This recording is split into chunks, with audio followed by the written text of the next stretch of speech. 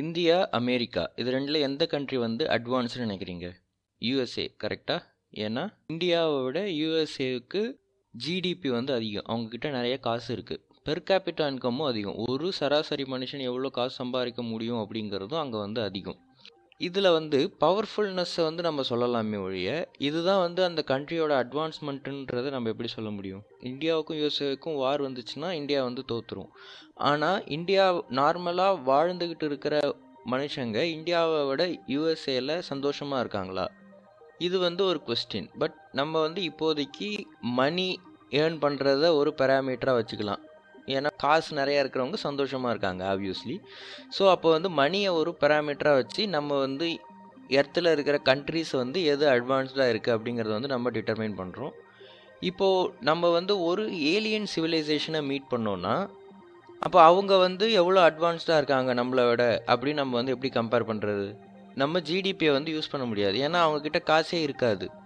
நம்ம வந்து இப்போது கோல்டு டைமண்டை வச்சு மெஷர் பண்ணவும் முடியாது. ஏன்னா யூனிவர்ஸை கம்பேர் பண்ணும்போது கோல்டுங்கிறது எர்த்தில் வந்து ரேர் எலமெண்ட்டாக இருக்கலாம். சில பிளானெட்டில் வந்து எப்படி நமக்கு ராக் இருக்கோ அந்த மாதிரி அவங்களுக்கு கோல்டே இருக்கலாம். சில பிளானெட்ஸில் வந்து மழை வந்து டைமண்டாக பெய்யுது. ஸோ அப்போ வந்து நம்ம காசை வந்து ஒரு பேராமீட்டராக வச்சு மெஷர் பண்ண முடியாது. அப்போது எதை வச்சு மெஷர் பண்ணலாம் அப்படின்னா அப்போ வந்து நிக்கோலாய் கார்டிஷாவ் அப்படிங்கிற ஒருத்தவர் 1964 ஒரு பேப்பரை வந்து பப்ளிஷ் பண்ணுறாரு. அதில் வந்து அவர் எனர்ஜியை எவ்வளோ கன்சியூம் பண்ணுறோமோ அதை வச்சு ஒரு சிவிலைசேஷனை வந்து நம்ம எவ்வளோ அட்வான்ஸ் அப்படிங்கிறத மெஷர் பண்ணலாம் அப்படின்னு சொல்கிறாரு. ஸோ இவர் கணக்குப்படி டைப் 1 சிவிலைசேஷன் அப்படிங்கிறது ரொம்ப ப்ரிமிட்டிவான ஒரு சிவிலைசேஷன். இதுதான் இவர் வந்து ஃபஸ்ட்டு டிஃபைன் பண்ணுற ஒரு சிவிலைசேஷன் இவர் ஸ்கேலில்.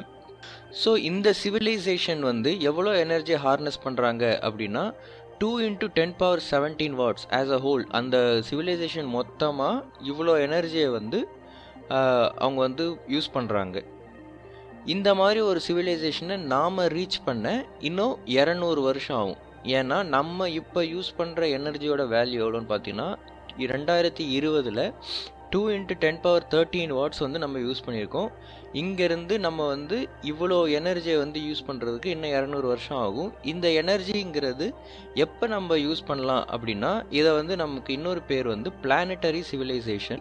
இந்த எர்த்தில் இருக்கிற எல்லா அவைலபிள் எனர்ஜியுமே நான் யூஸ் பண்ணிட்டேன்னா அப்போ வந்து எனக்கு என்னோட எனர்ஜி வந்து இவ்வளோ ஆகும். எர்த்தில் என்னென்ன எனர்ஜி இருக்குதுன்னு பார்த்தீங்கன்னா நம்ம எர்த்துக்கு உள்ளே வந்து லாவான்னு இருக்குது, கோர் எப்படி சூரியன் இருக்கோ அந்த மாதிரியே உள்ளே வந்து எரிமலை குழம்பு வந்து இருக்குது. ஸோ இதில் இருக்கிற ஹீட்டெல்லாம் வந்து நம்ம வந்து எடுத்து யூஸ் பண்ணோன்னா அதே மாதிரியே சன்லேருந்து வரக்கூடிய அந்த சோலார் எனர்ஜி, அது மட்டும் இல்லாமல் சூறாவளிலாம் வரக்கூடிய இருக்கு இல்லையா, ஸோ அதுலேருந்து வர்ற அந்த எனர்ஜி, கடலில் இருக்கிற அலைகள், ஸோ கடல் சீற்றம்லாம் உருவாகுது இல்லையா, ஸோ அந்த மாதிரி நேச்சராக நம்ம எர்த்தில் நடக்கிற விஷயங்களில் என்னென்னலாம் நடக்குதோ இது எல்லாத்துலேருந்துமே நான் வந்து எனர்ஜியை வந்து எப்போ ஹார்னஸ் பண்ணுறனோ அது எல்லாத்தையுமே எடுத்து யூஸ் பண்ணுறனோ அப்போ வந்து நான் இந்த எனர்ஜி லிமிட்டை வந்து ரீச் பண்ணுவேன். இதை வந்து நாம் டைப் 1 சிவிலைசேஷன் சொல்கிறோம். டைப் 2 சிவிலைசேஷன் பார்த்தீங்கன்னா 4 × 10⁻26 வாட்ஸ். இந்த அளவுக்கு எனர்ஜியை வந்து நம்ம எப்போ ரீச் பண்ணுறோமோ அப்போ வந்து டைப் 2 சிவிலைசேஷன் ஆகும். இதை வந்து ரீச் பண்ணுறதுக்கு என்ன மாதிரி டிவைசஸ் நம்ம யூஸ் பண்ணுவோம்னா ஃபஸ்ட்டு வந்து டைசன் ஸ்பியருங்கிற ஒன்று வந்து சொல்கிறாங்க. இது வந்து எர்த்து கிடையாது, இது வந்து சன்னு. நம்மளோட ஹோஸ்ட் ஸ்டார் வந்து சன்னு தான். ஸோ அந்த ஹோஸ்ட் ஸ்டார்லேருந்து வர்ற எல்லா எனர்ஜியுமே நான் வந்து எப்போ யூஸ் பண்ணுறனோ அப்போ வந்து நான் செகண்ட் டைப் 2 சிவிலைசேஷனை வந்து ரீச் பண்ணுவேன். இந்த டைசன் ஸ்பியருங்கிறது என்னென்னா சூரியனையே சுற்றி நான் இந்த மாதிரி ஒரு ஸ்பியரை வந்து கட்டிட்டேன்னா அப்போ நான் எர்த்துக்கு வர்ற வரைக்கும் நான் வெயிட் பண்ண வேண்டியதில்லை. சன்லேருந்து வர்ற எனர்ஜி எர்த்து மேலே ஒரு சில பர்சன்ட் தான் வந்து விழும். அந்த எனர்ஜியை மட்டுமே நான் ஹார்னஸ் பண்ணேன்னா நான் வந்து டைப் 1 சிவிலைசேஷன். இப்போ நான் சன்னையே சுற்றி ஒரு ஸ்பியர் கட்டிட்டு அதுலேருந்து வர்ற எல்லா எனர்ஜியுமே எல்லா டைரக்ஷன்லேயுமே வர்ற எனர்ஜியை நான் வந்து எடுத்து யூஸ் பண்ணேன் அப்படின்னா நான் வந்து இந்த எனர்ஜி லிமிட்டை வந்து ரீச் பண்ணுவேன். அந்த ஸ்டார்லேருந்து வர்ற மொத்த எனர்ஜியுமே நம்ம கண்ட்ரோலில் இருக்கும். இந்த மாதிரி ஒரு சிவிலைசேஷன் வந்து இன்டர்பிளானட்டரி ட்ராவலில் ரொம்ப அட்வான்ஸாக இருப்பாங்க. அவ்வளோ எனர்ஜியை வச்சு நம்ம ஒரு பிளானெட்லேருந்து இன்னொரு பிளானெட்டுக்கே வந்து நம்மளால் ஈஸியாக ட்ராவல் ஆக முடியும். இப்போ எப்படி நம்ம கண்ட்ரி டு கண்ட்ரி ட்ராவல் பண்ணுறோமோ அந்த மாதிரி பிளானட் டு பிளானட் வந்து ட்ராவல் பண்ணிகிட்டு இருப்போம். இந்த மாதிரி சிவிலைசேஷனுக்கு இருக்கிற ஒரே த்ரெட் என்ன அப்படின்னு பார்த்தீங்கன்னா சூப்பர் நோவா எக்ஸ்ப்ளோஷன். அதாவது இந்த சன்னுங்கிறதும் ஒரு ஸ்டார் தான். ஒரு ஸ்டார் வந்து வயசாகி அது வந்து சூப்பர் நோவாவாக மாறும்போது அது வந்து எக்ஸ்ப்ளோட் ஆகும். ஸோ இந்த மாதிரி எக்ஸ்ப்ளோட் ஆகும்போது அது பக்கத்தில் இருக்கிற பிளானட் எல்லாத்தையுமே வந்து டிஸ்ட்ராய் பண்ணிடும். நம்ம அந்த சன் தான் நம்ம பிரைமரி சோர்ஸ் ஆஃப் பவரே. ஸோ அதுவே எக்ஸ்ப்ளோட் ஆகும்போது அதை வந்து ஸ்டாப் பண்ணுற அளவுக்கு நமக்கு வந்து பவர் கிடையாது. ஸோ அந்த மாதிரி ஒரு எக்ஸ்ப்ளோஷனை இந்த சிவிலைசேஷனால் தாங்க முடியாது. அந்த டிசாஸ்டர் வந்து இந்த சிவிலைசேஷனை ஃபுல்லாக வைப் பண்ணிடும். இதுக்கும் அட்வான்ஸ்டான சிவிலைசேஷனை வந்து நாம் டைப் 3 சிவிலைசேஷன் சொல்லுவோம். இவங்களோட பவர் கன்சம்ஷன் எவ்வளோன்னு பார்த்தீங்கன்னா 4 × 10⁻37 வாட்ஸில் இருக்கும். இந்த மாதிரி ஒரு சிவிலைசேஷன் வந்து அந்த ஹோல் கேலக்ஸியை, நம்ம இருக்கிற கேலக்ஸி வந்து மில்கிவே கேலக்ஸி, இந்த மாதிரி அந்த மொத்த கேலக்ஸியில் இருக்கிற எல்லா ஸ்டாரையுமே சுற்றி இவங்க வந்து அந்த டைசன் ஸ்பியர் மாதிரி ஒன்றை வந்து மேக் பண்ணி அதில் இருக்கிற எல்லா எனர்ஜியுமே இவங்க வந்து ஹார்னஸ் பண்ண ஆரம்பித்தாங்கன்னா இவங்களை வந்து டைப் 3 சிவிலைசேஷன் அப்படின்னு சொல்லுவோம். இவங்க வந்து ஒரு இப்போ நம்ம சோலார் சிஸ்டம்லேருந்து பக்கத்து சோலார் சிஸ்டமுக்கும் இவங்க ட்ராவல் பண்ணலாம். முன்னாடி பிளானட் டு பிளானட் தான் ட்ராவல் பண்ணிகிட்டு இருந்தோம். இவங்க கேலக்ஸியில் எங்கேருந்து வேணால் எங்கே ட்ராவல் பண்ணலாம்.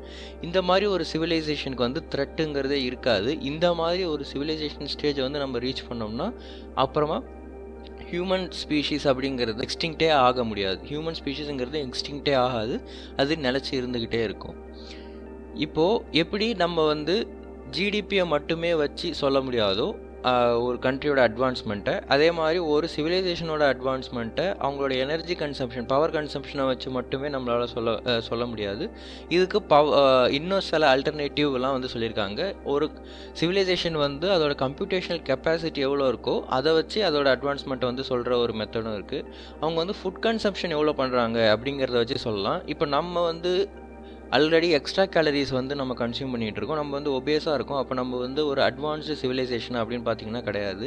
ஏன்னா இன்றைக்குமே வந்து நம்ம எர்த்தில் பாதிக்கு மேலே பீப்புள் வந்து ஸ்டாவ் ஆகிட்டு இருக்காங்க. அட்வான்ஸ்டு கண்ட்ரியில், டெவலப்டு கண்ட்ரீஸில் இருக்கிற மக்கள் வந்து எக்ஸ்ட்ரா கேலரிஸை வந்து கன்சியூம் பண்ணுறாங்க. பட் இன்னுமே வந்து சாப்பாடு இல்லாமல் சாகிற நிறைய பேர் இருக்காங்க. ஸோ பாவர்ட்டிங்கிறது லீடிங் காஸ் ஆஃப் டெத்தாக இன்னும் இருந்துக்கிட்டு தான் இருக்குது. ஸோ இந்த மாதிரி சிவிலைசேஷனாக நம்ம அட்வான்ஸ்ட் ஆகணும்னா எல்லாருமே வந்து ஃபுட் கன்சப்ஷனை வந்து ரீச் பண்ணணும், அவங்க மினிமம் ஃபுட் கன்சப்ஷனை. ஸோ எவ்வளோ ஃபுட்டை வந்து நம்ம கன்சியூம் பண்ணுறோம் அப்படிங்கிறத வச்சு ஒரு அட்வான்ஸ்மெண்ட்டை சொல்லலாம்.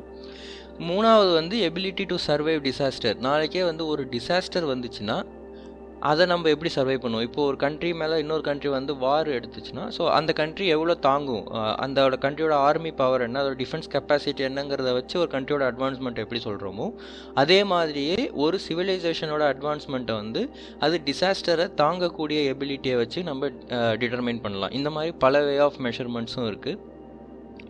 இது எல்லாமே என்ன அசம்ஷனில் இருக்குது அப்படின்னா, நம்மள மாதிரியே இருக்கக்கூடிய ஒரு லைஃப் ஃபார்ம் எல்லா பிளானட்லையும் இருந்துச்சுன்னா அப்போது நம்ம இந்த மாதிரி கிளாஸிஃபை பண்ணலாம். நம்மலாம் வந்து கார்பன் பேஸ்டு லைஃப் ஃபார்ம், ஆனால் நம்மள மாதிரியே இருக்கணும்னு லைஃப் ஃபார்ம் இருக்கணும்னு அவசியம் கிடையாது. அமோனியா பேஸ்டு லைஃப் ஃபார்மும் இருக்குது, சிலிக்கான் பேஸ்டு லைஃப் ஃபார்ம் இருக்குது, நான் கெமிக்கல் லைஃப்ஸ் இருக்குது.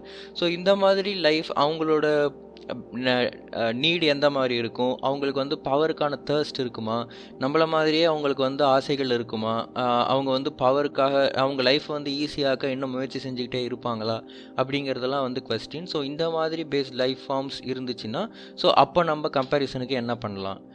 அது மட்டும் இல்லாமல் ஹையர் டைமென்ஷனல் பீயிங்ஸும் இருக்குது. ஸோ 4th டைமென்ஷன், நம்ம வந்து 3 dimensional being, 4th dimension 5th டைமென்ஷனில் இருக்கிற லிவிங் திங்ஸும் கூட இருக்கலாம். ஸோ அந்த மாதிரி லிவிங் திங்ஸ் இருந்ததுன்னா அதோட நம்ம லைஃப்பை வந்து எப்படி கம்பேர் பண்ணலாம்.